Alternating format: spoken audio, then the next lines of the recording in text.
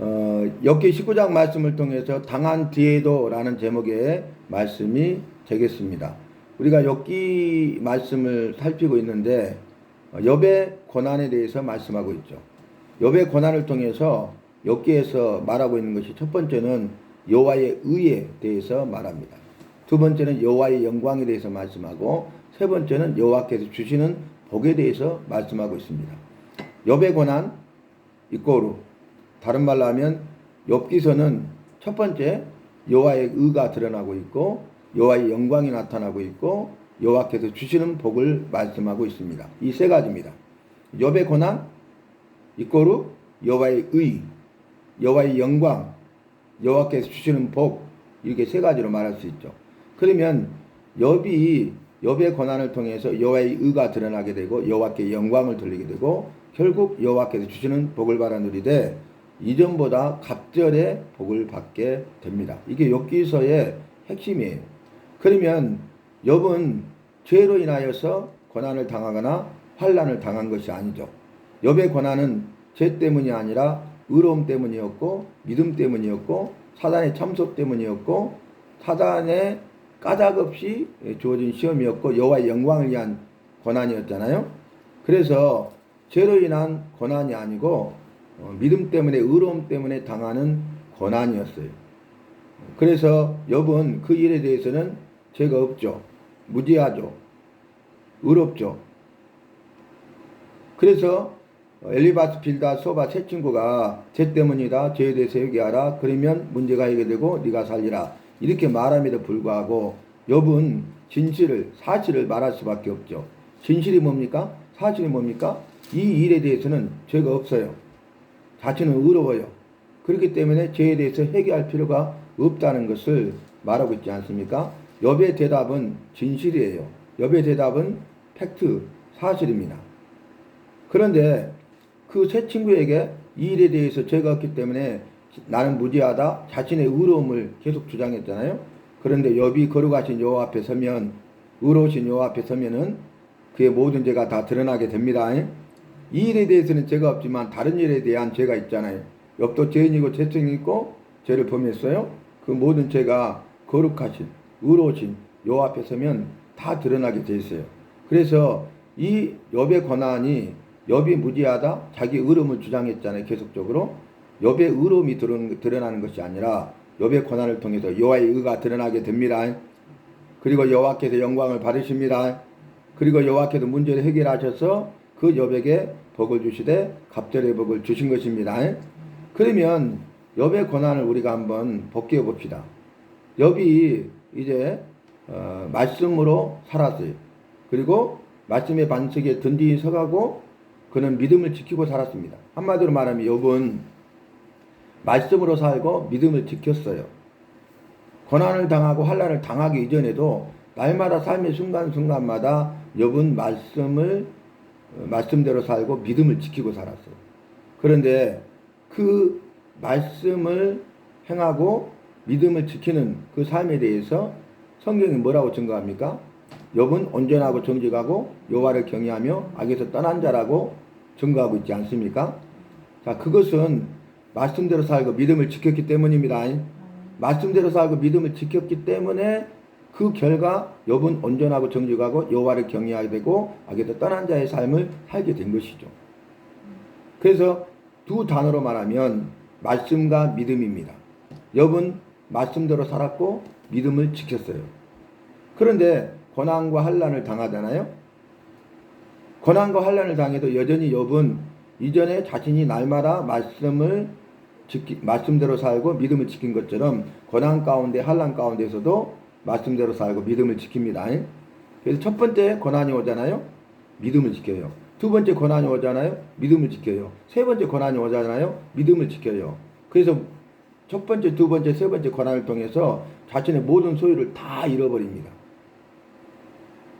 그리고 네 번째 고난을 통해서 칠남 삼녀가 한나라한테 다 죽어버려요. 자기 자녀를 다 잃어버립니다. 자기만 남았습니다. 아내하고. 모든 걸 다 잃어버린 것입니다. 근데 다섯 번째, 이 욥의 발바닥부터 정수리까지 악창, 종기가 나죠. 그래서 너무 가려우니까 질그릇 조각으로 긁어요. 비참하죠. 그럼에도 불구하고 믿음을 지켰습니다. 여섯 번째 고난이 다가오죠. 아내가 여호와를 욕하고 죽어라 이렇게 말해봐요. 그래도 믿음을 지킵니다. 이 여섯 가지 고난과 환난 가운데 욥은 믿음을 지켰어요. 그리고 엘리바스, 빌닷, 소발 세 친구가 이로하러 조문하러 왔는데 오히려 독서를 퍼붓죠. 그들의 주장은 무엇입니까? 원인 없는 결과 없다. 아니땐 굴뚝에 연기 나랴. 인과응보다. 네가 이렇게 말할 수 없는 고난과 환난을 당하는 것은 죄 때문이 틀림없다. 죄 때문이다. 그러므로 죄에 대해서 회개하라. 그래야 이 문제가 해결되고 네가 살게 될 것이다. 이 말을 합니다. 전혀 위로가 되지 않죠. 그런데도 믿음이 흔들릴 뻔한 법한데도 이 일 가운데 욥은 믿음을 지켜요. 그러니까 여섯 가지 고난과 환난 가운데 믿음을 지켰죠. 또 엘리바스, 빌닷, 소바이 돌아가면서 독서를 퍼붓고 죄에 대해서 회개하라 했지만은 그는 믿음을 지켰습니다. 그 이유가 뭐예요? 말씀대로 살았기 때문입니다. 말씀대로 살았기 때문에 믿음을 지킬 수 있는 거예요. 말씀이 있었기 때문에 믿음을 지킬 수 있었어요. 말씀대로 살았어요. 말씀의 반석에 든든히 서갔습니다. 견고하고 흔들리지 않게 된 것입니다. 믿음을 지키게 된 것입니다. 고난 가운데 믿음을 지키고 계속되는 고난 가운데 믿음을 지키고 환난 가운데서도 믿음을 지켰습니다. 믿음을 지키되 끝까지 믿음을 지킵니다. 그래서 여러분 이렇게 정리할 수 있죠. 욥은 고난과 환난을 당했는데 말씀대로 살고 믿음을 지켰다. 두 번째도 말씀대로 살고 믿음을 지켰다. 세 번째도, 네 번째도, 다섯 번째도, 여섯 번째도 말씀대로 살고 믿음을 지켰다. 그리고 이제 그 친구들이 독서를 퍼붓을 때도 믿음이 흔들리지 않냐고 그는 말씀대로 살아 믿음을 지켰다. 이게 핵심이에요. 그 우리에게 나에게 주시는 메시지는 뭡니까? 너는 날마다 삶 속에서 말씀대로 살고 믿음을 지키라. 이렇게 말씀하시는 거예요. 또 고난이 오고 환난이 와도 너는 여전히 말씀대로 살고 믿음을 지키라. 여러분 우리가 말씀의 반석에 든든히 서 있으면 믿음을 지키게 됩니다. 고난 가운데 믿음을 지킵니다. 환난 가운데 믿음을 지킵니다. 계속되는 고난과 환난 가운데서도 믿음을 지킵니다. 그리고 결국 끝까지 믿음을 지켜서 믿음으로 승리하게 됩니다. 믿음으로 승리하여 갑절의 복을 누리는 주인공 간증자가 되시기를 바랍니다. 그러면 우리가 욥기 말씀을 살피면서 욥의 위대한 믿음의 신앙 고백을 우리가 살피게 되잖아요. 첫 번째가 뭡니까? 우리가 6장 10절에서 살폈죠. 그러할지라도 내가 거룩하신 이의 말씀을 거역하지 않았다. 그러할지라도 뭡니까? 고난과 환난을 당했다 할지라도 나는 여호와의 말씀을 거역하지 않았다. 말씀대로 살았다. 즉 믿음을 지켰다. 그 말이죠. 그래서 우리가 욥기를 살펴보면 그 이후에 욥의 위대한 믿음의 신앙 고백을 볼 수 있는데 그 위대한 신앙 고백이 뭐냐면 그러할지라도 나는 믿음을 지켰다. 그러나 나는 믿음을 지켰다. 그러므로 나는 믿음을 지켰다. 오늘 네 번째, 당한 뒤에도 나는 믿음을 지켰다. 고난과 환난, 말할 수 없는 고난과 환난을 당한 뒤에도 나는 믿음을 지켰다는 거예요. 욥은 말씀의 사람, 믿음의 사람이었기 때문에 그는 그런 말할 수 없는 고난과 환난 가운데서도 계속되는 고난과 환난 가운데서도 그는 믿음을 지키게 된 것입니다. 우리가 죽으면 죽으리라 에스더의 신앙 고백은 아시죠? 좀 더 잘 아시는 분들은 다니엘의 세 친구 사드락과 메삭과 아벳느고의 그지 아니하실지라도 그런 신앙 고백을 알죠. 그런데 정말 이 욥은 대단한 신앙 고백을 해요. 그러할지라도 나는 믿음을 지키리라. 그러나 나는 믿음을 지키리라. 그러므로 나는 믿음을 지키리라. 당한 뒤에도 믿음을 지키리라. 오늘 본문 말씀에 당한 뒤는 뭐냐면은 내 가죽이 벗김을 당한 뒤에도 그 말이 여러분 이 본문 앞에 무슨 내용이냐면은 이제 말할 수 없는 고난과 환난 가운데서요 모든 몸이 다 무너져 버려요. 그 빼쩍 말라요. 뼈만 남았어요. 가죽만 남았어요. 그리고 이제 치아도 다 빠져서 잇몸만 남았어요. 죽기 일보 직전이죠. 그죠? 근데 이제 죽음은 경각에 달리는데 오늘 말씀 뭐냐면 가죽을 벗긴다? 죽는 거잖아요. 그러니까 나는 죽는다 할지라도 믿음을 지킨다. 그 말이죠. 여러분 가죽을 벗기면 얼마나 고통스러운지 아십니까? 최고의 고통이죠. 예를 들어 우리가 바늘만 딱 한 방울 찔려도 아이고 아파라 그러죠. 안에 신경이 통증을 느끼기 때문에 그래요. 근데 가죽을 벗기면요 신경망 덩어리거든요 온몸이. 그럼 신경을 다 건드리면서 가죽을 목숨 끊어질까지 벗기는 거예요. 그래서 죽는 거예요. 가장 고통스럽게 죽는 것이에요. 근데 가죽을 벗김을 당한 뒤에도 나는 내 믿음을 지키리라. 이러한 신앙 고백이 여백이 있었다는 거예요. 그러니까 이러한 믿음이 있었기 때문에 그는 승리하게 된 것입니다. 왜 이러한 믿음이 있었어요? 말씀이 있었기 때문입니다. 여호와가 계셨기 때문입니다. 말씀이 있었어요. 여호와가 함께하고 계셨어요. 왜냐하면 여호와는 말씀이시기 때문입니다. 내 안에 말씀이 있다는 것은 여호와께서 함께 하시는 확실한 증거입니다. 여호와는 말씀이시고 말씀으로 천지 만물을 만드셨습니다. 말씀에 권세와 능력이 있으십니다. 하신 약속의 말씀대로 모든 세상 역사를 주관하시고 이끌어 가십니다. 여호와의 말씀이 성경입니다. 여호와는 말씀이신데 이 여호와의 말씀이 성경이라고요. 그래서 우리가 성경 말씀을 알아가야 돼요. 그리고 성경 말씀대로 지켜 살아야 돼요. 성경 말씀으로 살아야 내 믿음이 생기고 믿음이 성장하고 성숙한 믿음이 되고 장성한 분량의 믿음이 되어서 그 믿음으로 우리가 시험을 이기고 고난을 이기고 환난을 이기고 세상을 이기게 되는 것입니다. 그것이 내 믿음을 지키는 유일한 방법입니다. 믿음을 지키는 길입니다. 그래서 하박국 선지자도 하박국 2장 4절 말씀에 오직 의인은 믿음으로 말미암아 살리라 이렇게 예언했어요. 바울이 로마서 1장에서 인용했을 때 뭐라 합니까? 오직 의인은 믿음으로 말미암아 살리라 함과 같으니라 인용했다는 거죠. 하박국 선지자의 말씀을 인용했어요. 예수 믿고 의롭다 하심을 받은 구원받은 백성은 믿음으로 살아야 된다는 것입니다. 구원받은 백성으로 살아야 된다는 것입니다. 구원받았어요? 구원받은 백성의 삶을 살아가야 돼요. 믿음으로 구원받았죠? 구원받은 백성의 삶을 살아가는 것도 믿음으로 사는 것 외에는 없습니다. 믿음으로 구원받고 믿음으로 구원받은 백성의 삶을 살아가는 것입니다. 그 믿음의 근거가 말씀입니다. 말씀이 있어야 된다는 거예요. 믿음의 근거가 말씀이에요. 믿음의 근거가 여호와세요. 믿습니까? 믿는다는 근거는 첫째는 여호와를 믿는 것이고 둘째는 여호와의 말씀을 믿는 것입니다. 이 두 가지만 근거입니다. 위에는 없습니다. 이 두 가지만 믿음의 대상입니다. 그러니까 내가 믿는다는 건 뭘 전제하고 있냐면 여호와를 믿는다는 거예요. 믿는다는 것은 말씀을 믿는다는 거예요. 내 안에 여호와가 계시고 내 안에 여호와의 말씀이 있다는 증거입니다. 여러분 우리가 내 안에 여호와가 계셔야 돼요. 여호와의 말씀이 있어야 돼요. 그래야 내가 말씀을 지켜 행하는 자가 되고 그 말씀의 반석에 굳건히 서갈 때 내 믿음을 지킬 수가 있는 것입니다. 그래도 오늘 19장 26절에 내 가죽이 벗김을 당한 뒤에도 죽는다 할지라도 죽어도 그 말이죠. 죽는다 할지라도 믿음을 지키리라. 죽음의 이기 가운데서도 믿음을 지키리라. 죽어도 믿음을 지키리라. 그 말이에요. 왜냐하면 그 다음 내용이 나오잖아요. 내 가죽이 벗김을 당한 뒤에도 내가 육체 밖에서 하나님을 버리라. 아멘. 여러분 육체 밖에서 하나님을 본다는 것은 죽었다는 거예요. 살아있다는 증거가 육체 안에 영혼이 들어있죠. 죽으면 뭡니까? 영혼이 육체를 떠나는 거예요. 그러니까 육체 밖에서 죽었어. 육체 밖에서 영혼이 나를 보는 거예요. 내 육체를. 여호와를 보는 거예요. 그죠? 그래서 이 말은 뭡니까? 당한 뒤에도 믿음을 지키리라는 죽어도 믿음을 지키리라.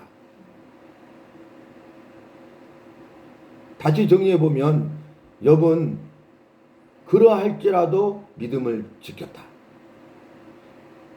그러나 믿음을 지켰다. 그러므로 믿음을 지켰다. 당한 뒤에도 믿음을 지켰다. 즉 죽어도 믿음을 지켰다. 이러한 믿음이 필요합니다.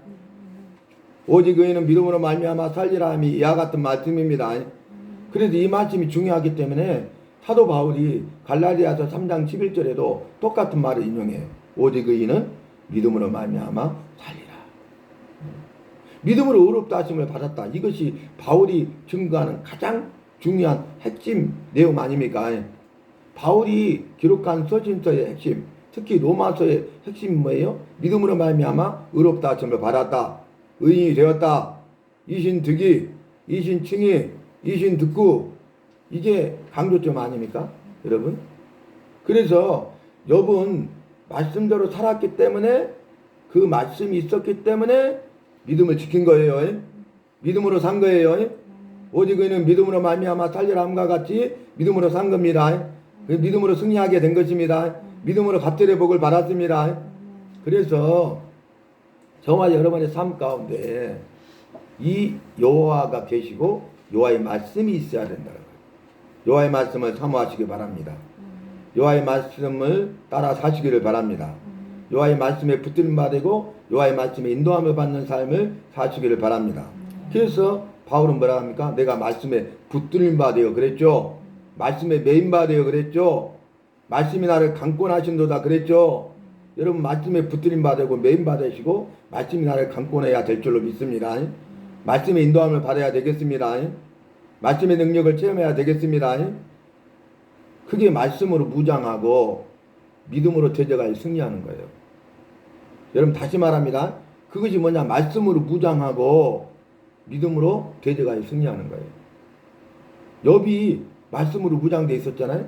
고난과 환난 가운데서 믿음으로 대적하여 승리한 것입니다. 승리자가 된 것입니다. 승리의 계가를 부르게 된 것입니다. 그러면 욥의 승리는 욥의 승리로 끝난 것이 아니에요. 이 일은 여호와의 승리입니다. 욥의 그 믿음의 승리를 통해서 여호와의 영광과 능력과 승리가 드러나고 선포되는 거예요. 여호와의 영광과 능력과 승리가 드러나고 선포될 때 거기에서 끝나는 것이 아니라 여호와의 영광과 능력을 선포하는 자들에게는 여호와의 영광과 능력에 동참할 수 있는 은혜와 복을 주시는 것입니다. 그걸 누리게 되는 것입니다. 누리는 주인공 간증자가 되는 것입니다.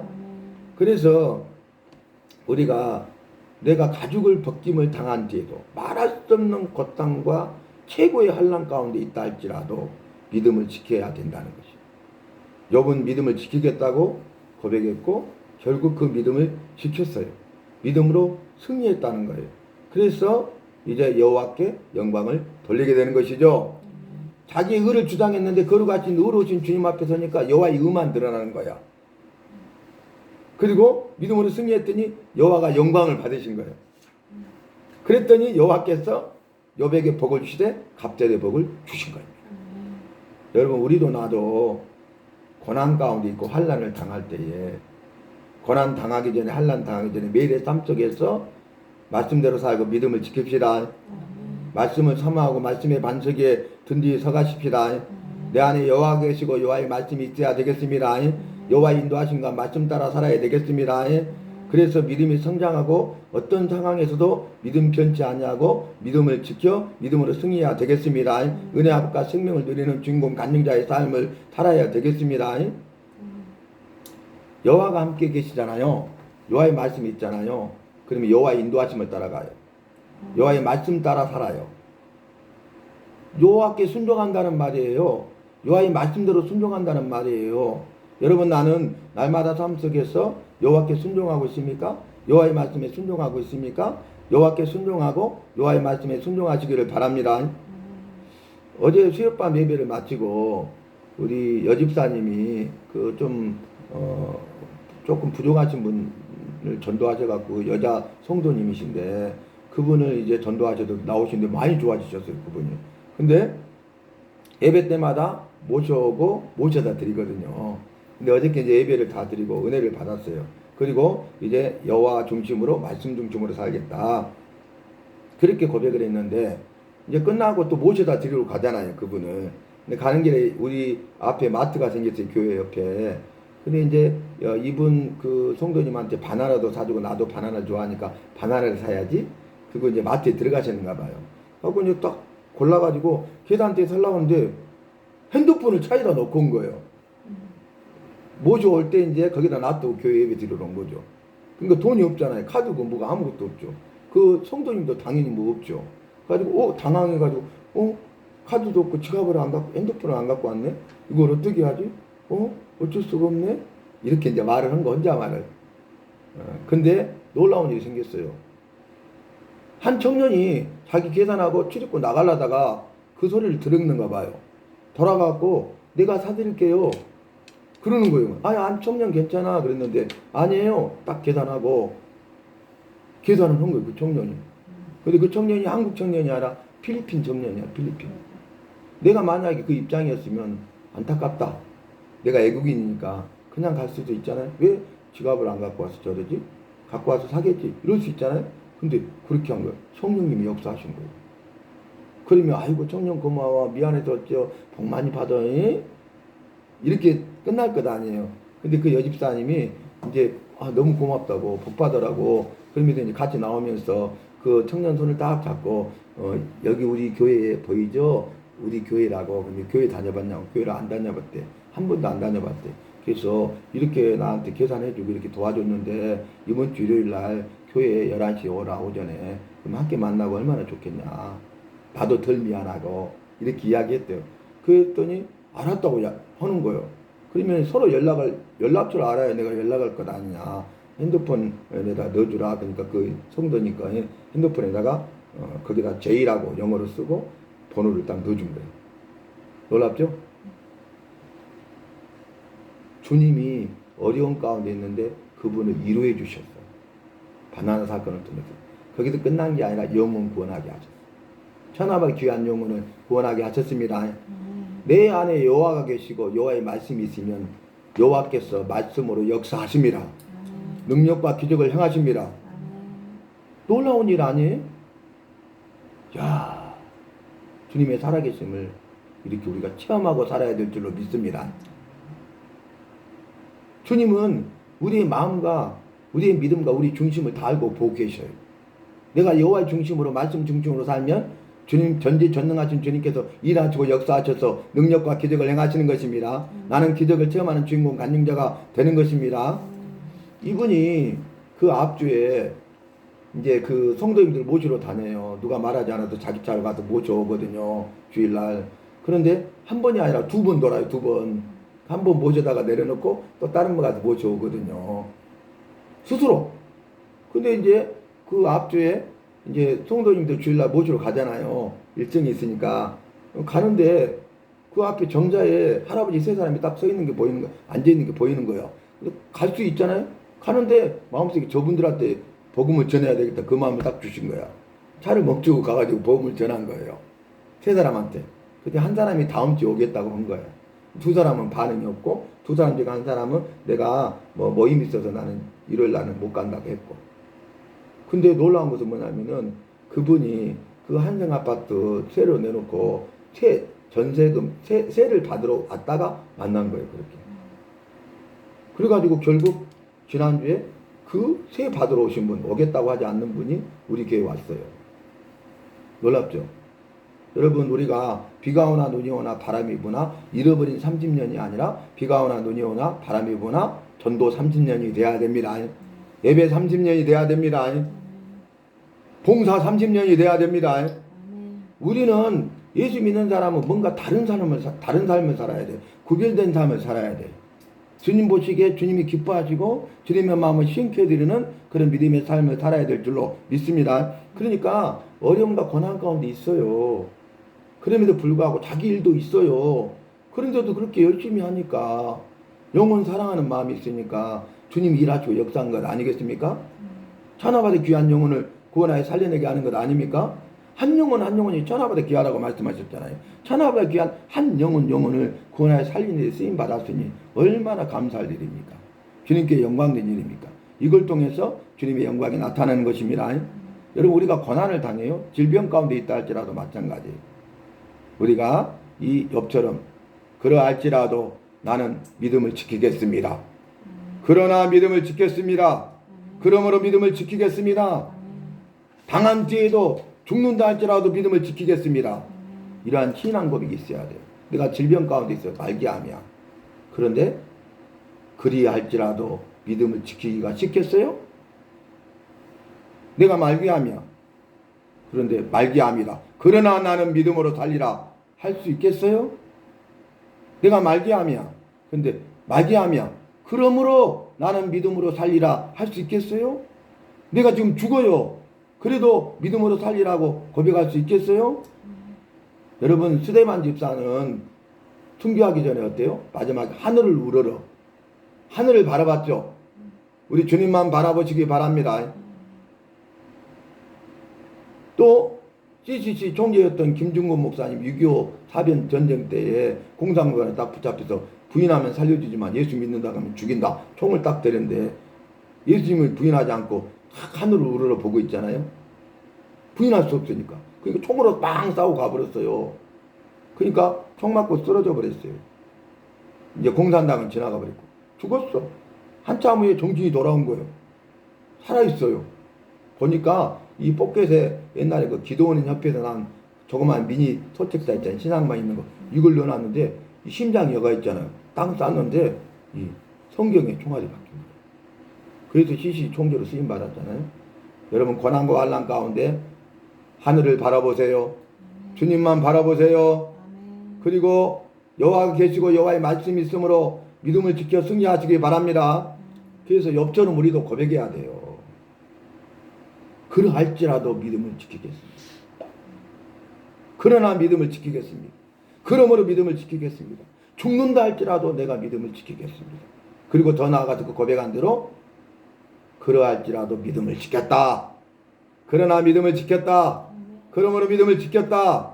죽어도 믿음을 지켰다.